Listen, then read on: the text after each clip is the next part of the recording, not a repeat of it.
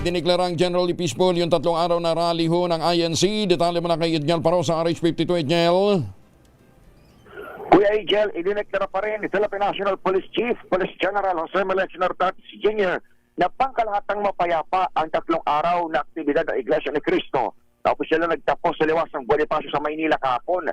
Ito ay sa kabila ng disruption sa traffic at ilang arestuhan sa unang araw ng rally na para sa PNP Chief, may tuturing lamang ng mga minor incident. Ayon kay Nartates, wala naman kasing naitalang anumang untoward incident buhat pa sa People Power Monument sa Quezon City. Nagpasalamat ng PNP sa mga organizer at mga lumhok sa pagtitipon sa pagpapanatili raw ng kaayusan, kapayapaan at kainahunan sa kasagsagan ng pagtitipon. Kasunod nito, pinapurihan din ng top-top ang lahat ng pulis na nag-alay ng kanilang oras at sarili para tiyaking ligtas ang publiko sa anumang banta.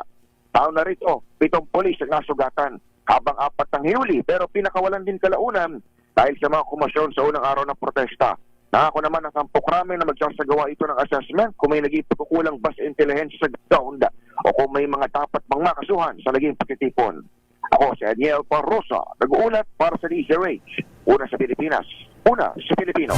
Maraming salamat, Edniel.